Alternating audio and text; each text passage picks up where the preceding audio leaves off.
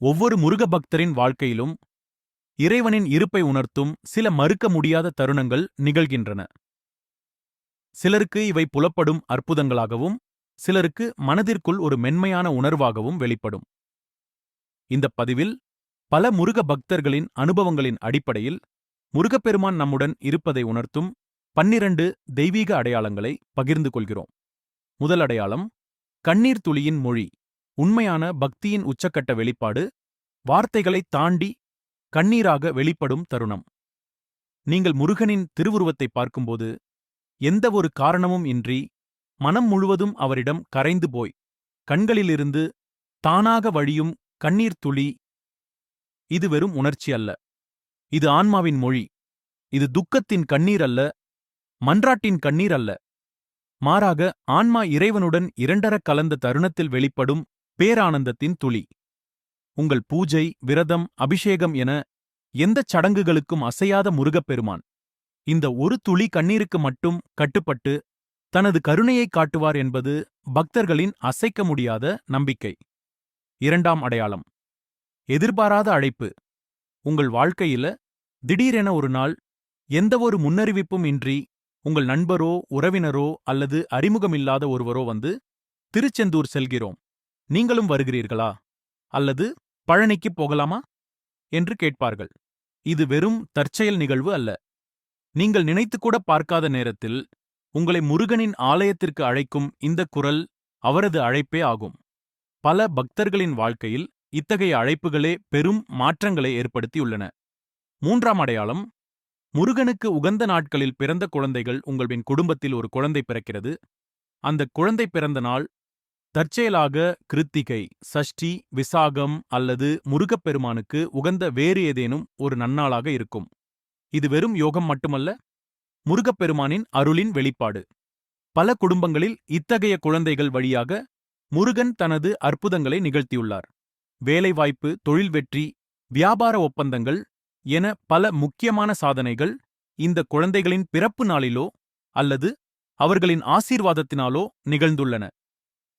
நான்காம் அடையாளம், சரியான நேரத்தில் கிடைக்கும் திருநீறு. வாழ்க்கையில் மிகவும் சோர்வாக, மனம் கலங்கிய நிலையில் இருக்கிறீர்கள். எல்லாம் வெறுத்துப் போய், ஏன் எனக்கு மட்டும் இப்படி நடக்குது என்று ஏங்கும் தருணம். அந்த நேரத்தில் எங்கிருந்தோ ஒருவர் வந்து உங்கள் கையில் ஒரு சிறிய திருநீற்றுப் பொட்டலத்தை தந்து செல்கிறார். அல்லது நீங்கள் எதிர்பார்க்காத ஒரு இடத்தில் புத்தம் புதிய திருநீற்றுப் பெட்டியிலிருந்து தானாக விபூதி வெளிப்படுகிறது. இது முருகனின் நேரடி அனுகிரகம். சந்தர்ப்ப சூழ்நிலையோ எதிர்பாராத இடமோ எதுவாக இருந்தாலும் அந்த கணத்தில் கிடைக்கும் விபூதி நான் உங்களுடன் இருக்கிறேன் என்பதற்கான தெளிவான அடையாளம். ஐந்தாம் அடையாளம், சிறுவர்களின் வடிவில். முருகப்பெருமானுக்கு மிகவும் பிடித்த வடிவம் சிறுவன் அவதாரம்.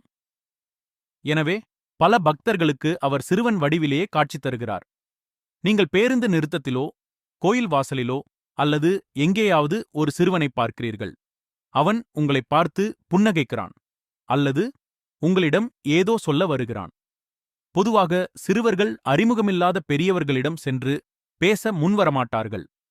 ஆனால் அந்தச் சிறுவன் தானாக வந்து உங்களிடம் பேசினாள், உங்களுக்கு ஏதோ ஒரு வழி காட்டினாள் அல்லது உங்கள் குழப்பத்தை தீர்த்து வைத்தாள். அவன் முருகப்பெருமானேதான். கனவிலும் சரி, நனவிலும் சரி, திடீரெனத் தோன்றும் இந்தச் சிறுவர்கள் மூலமாகத்தான் முருகன் தனது பக்தர்களை அணுகுவதை வழக்கமாகக் கொண்டுள்ளார். ஆறாம் அடையாளம், மயில், சேவல், வேல். தெய்வீக வாகனங்களின் சாட்சியம். முருகப்பெருமானின் வாகனங்களான மயில், சேவல் மற்றும் வேல் ஆகியவை உங்கள் வாழ்க்கையில் எதிர்பாராத தருணங்களில் தோன்றினால் அது மிகப்பெரிய அடையாளம். மயில் ஒன்று உங்கள் வீட்டு முற்றத்தில் வந்து அமர்ந்தால், சேவல் ஒன்று உங்கள் பூஜை அறை முன் கூவினால், வேல் வடிவத்தில் மேகங்கள் அல்லது தீபச் சுடர் தோன்றினால், கனவில் மயில் பறந்து செல்வதைக் கண்டால், இவை அனைத்தும் ஒன்று முருகனின் சன்னிதானம் உங்கள் வாழ்க்கையில் இறங்கியதன் அடையாளங்களே. பல பக்தர்கள் முக்கியமான சந்தர்ப்பங்களில் இத்தகைய காட்சிகளைக் கண்டு தங்கள் பிரச்சனைகள் தீர்ந்ததாக சாட்சியமளித்துள்ளனர். ஏழாம் அடையாளம், அண்ணனாக வரும் முருகன். சில பக்தர்கள் முருகப்பெருமானை அண்ணனாக, தந்தையாக அல்லது நண்பனாக உணர்கிறார்கள்.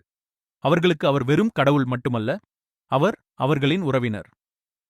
இத்தகைய பக்தர்களின் கனவில் அவர்களின் சொந்த அண்ணன் வடிவில் முருகன் தோன்றி ஆலோசனை கூறுவார், ஆறுதல் சொல்வார், வழிகாட்டுவார். சில சமயம் அவர்களின் அண்ணனே நேரில் வந்து அவர்களுக்கு தேவையான உதவிகளைச் செய்வார். இது வெறும் உறவின் பிணைப்பல்ல, இது இறைவனோடு ஏற்படுத்திக் கொள்ளும் ஆழமான தொடர்பு. நீங்கள் முருகனை எந்த உறவுமுறையில் நினைத்து வழிபடுகிறீர்களோ அந்த வடிவிலேயே அவர் உங்களை அணுகுவார். 8ஆம் அடையாளம், குளிர்ச்சி சலங்கை ஒலி வேல்முருகனை பாராயணம் செய்யும்போது அல்லது முருகன் கோயிலில் வழிபடும்போது திடீரென சலங்கை ஒலி கேட்கும். சிலருக்கு இது கனவிலும் சிலருக்கு நனவிலும் கேட்கும். சில பக்தர்கள் இந்த சலங்கை ஒலியை தங்கள் கைபேசியில் பதிவும் செய்துள்ளனர். இது முருகன் தனது திருவடிகளை உங்கள் வாழ்க்கையில் பதித்துச் செல்வதன் அடையாளம். பலருக்கு இந்த சலங்கை ஒலி கேட்ட பின்னரே அவர்களின் வாழ்க்கையில் பெரிய மாற்றங்கள் நிகழ்ந்துள்ளன. 9ஆம் அடையாளம், குழந்தைகளின் குரலில் முருகன். குழந்தைகளுக்கு மிகவும் பிடித்த கடவுள் முருகன். எனவே குழந்தைகள் வழியாக முருகன் அடிக்கடி நம்முடன் தொடர்பு கொள்கிறார். உங்கள் குழந்தை திடீரென முருகன் பெயரைச் சொல்லி அழைத்தால், குழந்தையின் வாயிலிருந்து நீங்கள் கேட்கும் அறிவுரைகள், குழந்தைகள் விளையாடும்போது எழுப்பும் ஒலிகள், சிறு குழந்தையின் சிரிப்பொலி, இவை அனைத்தும் முருகன் நம்மை நெருங்கி வருவதன் அடையாளங்களே. பக்தர்களுக்கு மிகவும் எளிதாகப் புரியும் வகையில் குழந்தைகள் வடிவிலும் குழந்தைகளின் குரலிலும்தான் முருகன் அதிகம் வெளிப்படுகிறார். 10ஆம் அடையாளம், தீபத்தில் பாத்திரத்தில் தோன்றும் ஓம் வடிவம். உங்கள் பூஜை அறையில் தீபம் ஏற்றும்போது அல்லது அபிஷேகத்திற்காக வைத்த பாத்திரத்தில் நீர் ஊற்றும்போது அதில் தெளிவாக ஓம் வடிவம் தோன்றும். சில சமயம் விபூதியிலோ சந்தனத்திலோ அல்லது பாலில் கூட இந்த வடிவத்தை நீங்கள் காணலாம். இது மிகவும் தெளிவான நேரடியான அடையாளம். இது எல்லாருக்கும் கிடைக்கும் பாக்கியமல்ல. இது சிறிய நிகழ்வு அல்ல, இது மகத்தான தெய்வீக அனுபவம். இந்த அனுபவங்கள் உங்களிடம் ஒன்று இருந்தால், ஓம் சரவண பவ் என்று கமெண்ட் பண்ணுங்க.